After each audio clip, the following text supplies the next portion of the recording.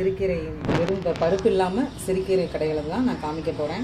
அதுக்கு தேவையான பொருட்கள் பாருங்கள். சிறுகீரை எடுத்துக்கோங்க, கொஞ்சம் 10 சின்ன வெங்காயம், ஒரு 4 பச்சை மிளகாய் உங்கள் காரத்துக்கு தகுந்த மாதிரி எடுத்துக்கோங்க, வெள்ளைப்பூண்டு கொஞ்சம், சீரகம் 1 டீஸ்பூன், ஒரு தக்காளி. இதுதான் இதுக்கு தேவையான பொருட்கள். உப்பு வந்து உங்களுக்கு தேவைக்கேற்ப.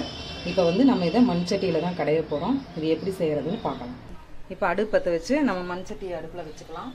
வச்சுட்டு 1 கிளாஸ் தண்ணி ஊற்றிக்கோங்க. 1 கிளாஸ் தண்ணி ஊற்றிட்டு இப்போ நம்ம தட்டில் இருக்க இந்த பொருள் எல்லாத்தையும் இதில் சேர்த்துக்கோங்க. சேர்த்து இதை கொஞ்சம் நல்லா வேக விடணும். இப்போ நம்ம போட்டதெல்லாம் வேகுது, இது வெந்துருச்சு. இப்போ நம்ம கீரையை போட்டு அப்படி ஒரு ஆவி வேக வச்சிடலாம்.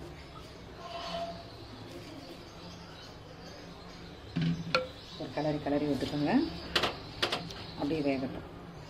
கீரை நல்லாவே வெந்துருச்சு. இப்போ கொஞ்சமாக உப்பு போட்டுக்கலாம். உப்பு போட்டுட்டு நம்ம கீரையை கடைய ஆரம்பிச்சிடலாம்.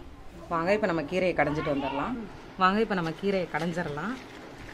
இந்த மண்சட்டியில் கீரை கடையும் போது ரொம்ப டேஸ்ட்டாகவும் இருக்கும், ரொம்ப நல்லாவும் இருக்கும்.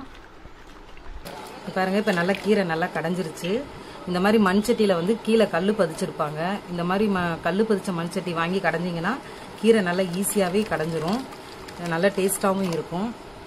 இப்போ இதில் கொஞ்சமாக தேங்காய் எண்ணெய் விட்டுட்டு இதை வந்து நம்ம தாளிக்க வேண்டியதில்லை, அப்படியே சுடு சாதத்தில் போட்டு சாப்பிட்டுக்கலாம். இது வெறும் பருப்பு இல்லாமல் வெறும் கீரை கடைஞ்சது.